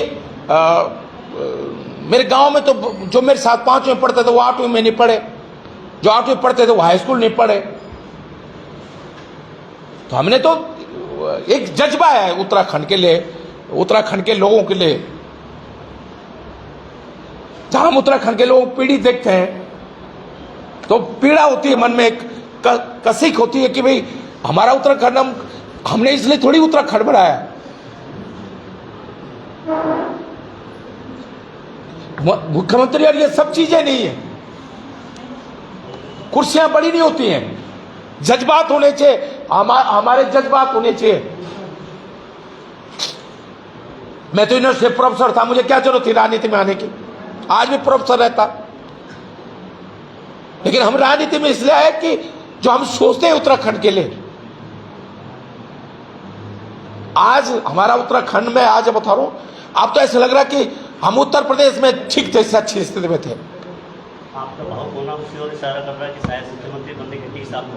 नहीं, मुख्यमंत्री नहीं, ये टीस उत्तराखंड के लिए कि जिस सपने को हमने जो सपना हमने उत्तराखंड आंदोलनकारियों ने देखा था इस राज्य के लिए, आज ये राज्य उत्तर प्रदेश से भी जैसे कभी हम यूपी को कहते थे बिहार की तर्ज पे जा रहा है, भ्रष्टाचार में, अपराधीकरण में। हम यूपी के लिए कहते थे, आज यूपी अच्छा है हमसे, और आज हमारा प्रदेश जो है बिहार और यूपी को पीछे छोड़ दिया, भ्रष्टाचार में भी, अपराधीकरण में भी। हो क्या रहा है उत्तराखंड में भाई? तो कभी कभी लगता है कि बेकार हमारा जीवन, हम अपने जीवन में इस उत्तराखंड के लिए कुछ नहीं कर पाए, अपने लोगों के लिए। देखिए हम इस धरती पे कर्ज है। मैं जब भी गांव जाता हूं, क्योंकि मैं तो रोज गांव, जब मैं कल भी गांव आया, गांव ही रुकता हूं, तो मुझे मतलब फीलिंग हो रही थी कि मेरी दादी यहां पे चूल्हा लगाती थी। मेरी दादी से कोई ऐसी मैंने बहस करी, उसने चूल्हा से निकाल मुझो निकाल भी मेरी दादी, और इन करी मेरी तरफ मैं भागा। अब वो पंठार गागर वो पानी निकाल तो गिरी जाता है, और वहां पे फिसलन थी, मैं फिसला, ये चोट मेरी आज भी, ये चोट उस समय की लगी हुई। अब उस कमरे को मैंने अपने बेडरूम बना दिया, बाथरूम बना दिया। तो जब जब मैं उस कमरे में जाता हूं तो मुझे रोज दादी की वो याद आती है, ये चोट याद आती है। तो ये मुख्यमंत्री के लिए नहीं, ये टीस मुख्यमंत्री के उसके लिए नहीं है, ये टीस है कि ये उत्तराखंड, देखिए कोई बनाए, मैं तो सबसे भगवान करे सब बन जाऊं। मैं तो देखिए बहुत शौक नहीं, मैं तो, आप विश्वास करोगे नहीं करोगे, मैं तो जब धामी मुख्यमंत्री बना तो मैंने मना कर दिया, मैं नहीं, त्रिवेंद्र रावत बना मैंने मना कर दिया मंत्री पद से। 2012 में मैं मंत्री पद लेने से मना कर दिया। तो सारे रुद्रप्रयाग इन लोगों ने कहा, बुडोला जी ने कहा, सबने कहा नहीं भाई आप हमारे लिए बन जाओ, अपने लिए मत बनो, हमारे लिए मंत्री बन जाओ। तब मैंने 3 महीने बाद शपथ ली। मैं त्रिवेंद्र रावत साहब मुख्यमंत्री बनने के लिए मना कर दिया, तीरथ के साथ मना कर दिया, धामी के साथ मना कर दिया, जबरदस्ती बनाया गया मेरे को कि नहीं आपको पढ़ना है। अब मेरे को शौक नहीं रह गया, मतलब मेरा सिर्फ ये है कि इसलिए नहीं कि कांग्रेस आए, कोई विकल्प नहीं है हमारे पास, इसलिए क्योंकि मुझे मालूम है ना, मुझे मालूम है ना, मैं उत्तराखंड की राजनीति को, इस देश की राजनीति को अच्छी तरह समझता हूं। कुछ लोग कह रहे यूकेडी, मैंने कहा भाई यूकेडी नहीं आ सकती यहां, हमारा ताना बाना, भौगोलिक स्थिति ऐसी है, प्रदेश की सामाजिक स्थिति ऐसी है, क्या स्कोप नहीं है उनका। अब एक आध सीट 2 सीट जीत जाए, अब बहुत समय से तो वो भी खत्म हो गई। तो इसलिए मन में एक पीड़ा है। ऐसा नहीं जो केवल एक राजनीतिक रूप से सोचता हुआ उसको रहता होगा मैं मुख्यमंत्री बन जाऊं, मंत्री बन जाऊं। मैं कभी राजनीतिक रूप से नहीं सोचता हूं, मैं इमोशनल सोचता हूं, भावनात्मक रूप से सोचता हूं कि नहीं, हमारा ये प्रदेश खेत खलिहान आज बंजर हो गए। मैं तो इस बार भी अभी पिछले महीने गया, 100 पेड़ और नींबू के अपने खेतों में लगाए, और आज सुबह उठते ही 6 बजे सब एक एक पेड़ को देख गया कि कोई मरा तो नहीं पेड़, क्योंकि हमें उस धरती से लगाव है, जिस धरती ने हमें सांसें दी है, जन्म दिया है। और इसलिए अगर इस धरती के लिए कुछ करने का अगर ललक है तो ये मुख्यमंत्री बनने की ललक नहीं है। कई बार एक गिलेरी भी जो है बहुत बड़ा राम के उस अभियान को, जो रावण के विनाश का अभियान था, गिलेरी ने भी चुटकी मिट्टी डालकर जो है योगदान दिया था। मैं सोचता हूं उस गिलेरी की तरह मैं भी अगर चुटकी भर काम करके अगर इस प्रदेश के, उन उत्तराखंड के शहीदों के सपने को अगर हम पूरा कर सके, तो जब इस दुनिया देखो सांसें कभी भी टूट सकती हैं, सांसें तो कभी भी टूट सकती हैं। तो मैं हमेशा रोज उस धारी मां से, इस केदार बाबा से प्रार्थना करता हूं कि मेरी सांसें टूटे तो मेरे मन को खुशी हो कि नहीं मैंने अच्छा लड़ाई लड़ी है लोगों की। अंतिम सवाल है, क्या 2027 को लेकर के रुद्रप्रयाग टॉप प्रायोरिटी पे रहेगा? ये मेरे हाथ में नहीं, देखिए टॉप वॉचिंग पे तो रहेगा। पार्टी कहेगी रुद्रप्रयाग लड़ना है, मैं तो तुमको देखे कह रहा हूं भैया सुनो यार, मैं मेरे छोटे भाई हो, ये कह रहे हैं आप क्योंकि इंटरव्यू तो इन्होंने लिया था। सर मेरा सवाल पेपर लीक उस मुद्दे को लेकर है कि आप तो बयानबाजी छात्रों के साथ खड़े तो होते हैं, चाहे सोशल मीडिया या अन्य मुद्दे हों। अपनी लड़ाई के लिए आप देहरादून में लड़ते हुए नजर आते हैं राजनीतिक लड़ाई के तौर पर, लेकिन छात्रों के साथ आप लोग खड़े दिखाई नहीं देते हैं, ऐसा क्यों है? देखिए मैं कुछ लड़ाइयाँ ऐसे, देखो मैं पूरा इस मामले में समझदार व्यक्ति हूँ। अगर हम चले गए तो वो लड़ाई वो पॉलिटिकल बना देंगे बीजेपी वाले। हम चाहते छात्र लड़े और हम पॉलिटिकली लड़ाई लड़ें। कई बार क्या होता है कि अगर हम किसी आंदोलन में मैं बहुत प्रैक्टिकल आदमी हूँ। जब मेरे पे कोई लोग आते हैं ना, मेरे पे टीचर्स आए अभी, ये जो राज्य के टीचर आए, तो मैंने कहा भाई पहला प्रदर्शन तुम कर लो, जब सरकार बिल्कुल नहीं करेगी तुम्हारा, उस दिन तुम्हारी लड़ाई हम लड़ेंगे। अब हम ये सोचते हैं भाई आज छात्र सड़क पे आ रहा है, आज तो जगह है सरकार, और अगर हम पहले आ गए तो वो उस मुद्दे को पॉलिटिकल बना देंगे और हमारे चक्कर में, हमारे सड़क पे आने के चक्कर में उन बच्चों का भविष्य खराब ना हो जाए। मैं तो सकारात्मक सोचता हूं। अभी परसों ही मुझे फिर और किसी ने बुलाया, मैंने पटवारी संघ को भी कहा नहीं, मैंने कहा भाई देखो सुनो, तुम सारे यत्न कर लो, जब तुमको लगेगा कि भाई सरकार बिल्कुल नहीं सुनने वाली, उस दिन आरक्षण तुम्हारे साथ खड़ा होगा। यूपीपीएससी तो बने आप ही के दौर में थी, लेकिन अब धीरे धीरे जो लगातार उस पे इस तरह के आरोप लग रहे हैं पेपर लीक के वाले, गलत है ना। मैं कह रहा हूं ये सरकार की मिली भगत है, अधिकारी ऐसे कैसे हो सकता है भाई। मैंने उदाहरण दिया पंतनगर यूनिवर्सिटी का, मैं पंतनगर यूनिवर्सिटी का मिनिस्टर, कृषि मंत्री था, एग्रीकल्चर मिनिस्टर था, एजुकेशन मिनिस्टर, ऊर्जा मंत्री भी था। मेरे पे बहुत सिफारिश आई कि भाई यही बना दो हमको, हमारे बच्चे को जेई बना दो। मैंने कहा नहीं, मैं मदद नहीं कर पाऊंगा। सर आपने कहा कि अधिकारी मिले हुए हैं, पर लेकिन कहीं बड़े बड़े नेता भी मिले होंगे, चूंकि हाथम सिंह जैसे लोग दोबारा पकड़े। बिल्कुल, मैं यही तो कह रहा हूं भाई साहब, अगर राजा की मर्जी हो ना तो पत्ता भी नहीं हिल सकता, पत्ता भी। मुख्यमंत्री के तार तो जुड़े होंगे इस मामले में। अब किसके जुड़े हैं? या तो मुख्यमंत्री तरह कमजोर है कि अधिकारी इतनी मनमानी कर रहे हैं। देखो भैया, देखो मैं आज हाथ जोड़ के बात कर रहा हूं, जब आप टक्का टक्का के चक्कर में पड़ते हो ना।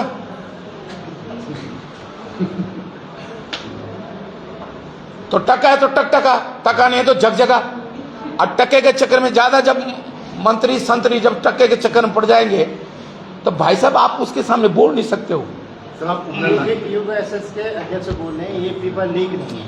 अरे भैया नहीं है लीक, मैं कह रहा हूं, मैं मान रहा हूं मेरा पौड़ी में श्योरा है और मेरे बहुत अच्छा संबंध है उस व्यक्ति से जो चेयरमैन के रूप में जिन्होंने बयान देखा मैंने।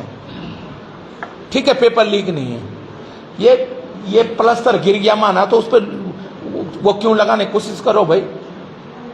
गिरा क्यों, मैं कह रहा हूं पूरी छत नहीं गिरी, छत का प्लास्टर ही गिर गया। क्यों गिरा प्लास्टर भी, क्यों गिरा प्लास्टर भी? अगर वो तुम कह रहे हो किसी सेंटर पे बाहर एक ही 11 बजे पेपर बाहर चला, कैसे चला गया पेपर बाहर भाई, कैसे चला गया पेपर बाहर? 11 बजे 10 बजे पेपर शुरू होता, 11 बजे पेपर बाहर कैसे चला गया?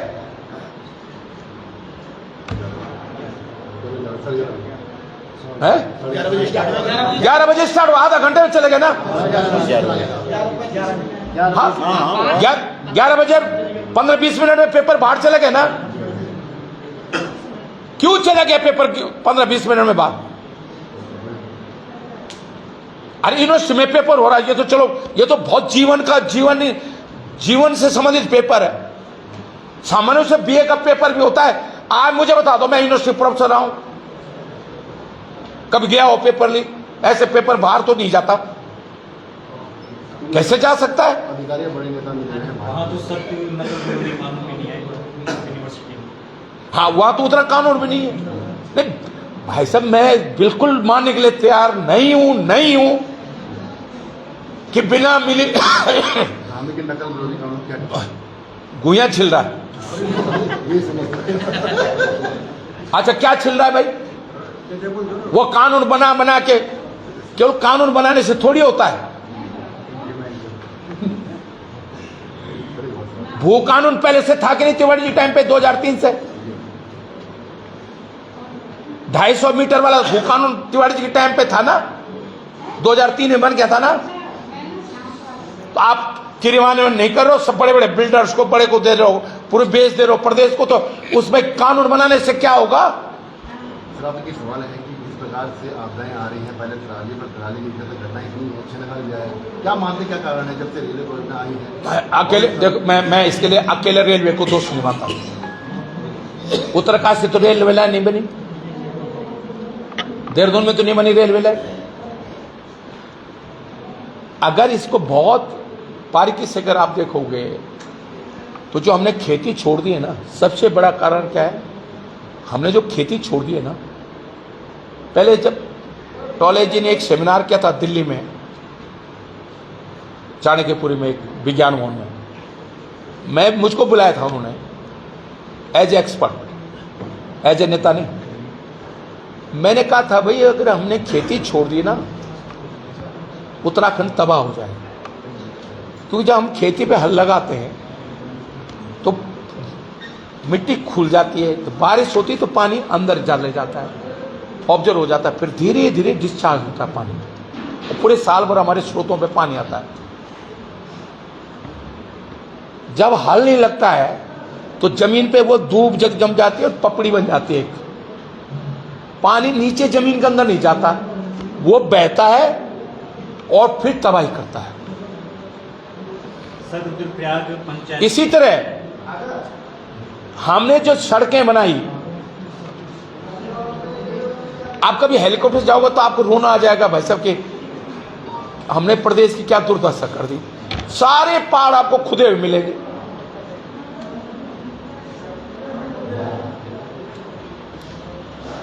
नॉन टेक्निकल हो रहा है ना, एनएच वाला बना रहे हैं, ऊपर तुमने जेसीबी से खोदा तो पहाड़, एक ठेकेदार को तुमने सड़क बनाने खोदने का काम दिया, वो भाग गया पूरा करके, दूसरे को आपने पक्का करने का काम दिया। और जब अब ऊपर से खोद रहे हो तुम और जेसीबी से यूं नीचे गिरा रहे हो, तो ऊपर तो खोदने से ढीला हो गया, और नीचे जब आप यूं डाल रहे हो तो बेग उसकी बेग बन जाता है, ताकत बन जाती है उस पत्थर मिट्टी में, और वो पूरे नीचे के पहाड़ को हिला देता है और फिर नीचे से दरकता है, ऊपर भी दरकता है। हमारा कहना है 1 किलोमीटर सड़क बना है, नीचे वाले 1 किलोमीटर सड़क बना है। ब्रेसवाल में जायका में जापान से वो टेक्नोलॉजी लाया था, ये जो अब कई आप ही देख रहे होंगे जो टेक्नोलॉजी, वो मेरी लाई हुई टेक्नोलॉजी है। जायका प्रोजेक्ट है, वो टेक्नोलॉजी में लाया था जापान से। मेरे साथ रामास्वामी चीफ सेक्रेटरी गए थे, सब गए थे अधिकारी। आप उतना पोर्शन, लूज पोर्शन को पहले मजबूत कर दो, नीचे जेसीबी से ऐसे मलबा नीचे मत डालो, डंपिंग जोन बनाओ, डंपिंग जोन पे डालो। नॉन टेक्निकल तरीके से जो हो रहा है काम। और दूसरा भाई साहब, आप माफ करना, अभी अब कोई हो सकता है किसी को कोई इंटरेस्ट हो, इसलिए माफ कर देना मुझे। अभी इस रोड पे आगे जाओगे, कितनी मंजिल बिल्डिंग बनी सड़क से लगी हुई। अब आप जो है नियमों का धत्ता बताते हुए कि आपने 3 फ्लोर बना रहे, 4था फ्लोर आपने पहाड़ पे मिला दिया, फिर उसको ग्राउंड फ्लोर मानते हुए कैसे नक्शा पास हो रहा भाई।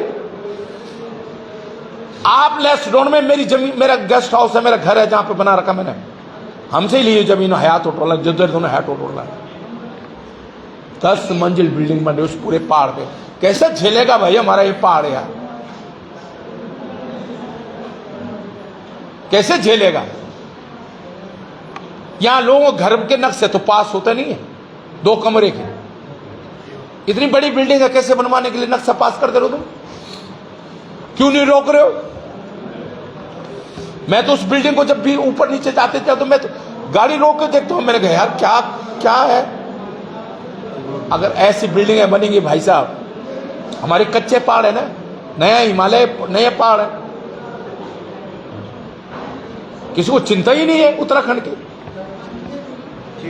हाँ तो क्या भाई, धन्यवाद। चलिए एक सवाल आपसे, आउटसोर्सिंग आप देखते हैं, कुछ भर्तियाँ पहले हुई हैं, अब भी भर्तियाँ निकलने जा रही है, स्वास्थ्य विभाग में आउटसोर्सिंग के लिए आप उसमें आउटसोर्सिंग के जरिए क्या हो रहा है, बाहर कंपनियाँ यहाँ आ रही हैं, यहाँ की युवाओं को सैलरी 18 यहाँ 12 मिल रही है। मैंने इसीलिए उपनल को 50% आर्मी की बैकग्राउंड के लोगों को भर्ती कराया जाएगा और 50% आम लोगों को किया जाएगा। और मैंने ये कहा था इससे जो आमदनी होगी उपनल को, वो 100% सैनिकों के परिवार की योजनाओं पे खर्च किया जाएगा, जिससे कि ये बाहर की जो कंपनी, आउटसोर्सिंग कंपनियां, चाहे एम्स ऋषिकेश मारी, जो 8-8, 9-9 साल से काम कर रहे थे, उनको सड़क पे कर दिया आपने। तो मैं इसलिए कह रहा हूं, ये आउटसोर्सिंग नाम पर जो है उत्तराखंड के नौजवानों के साथ धोखा हो रहा है। उनको समय पे तनख्वाह नहीं दी जा रही है, उनसे पैसा लिया जा, ये पूरा लूट लिया ना, मैंने कहा तो ये तो लूटे रहे।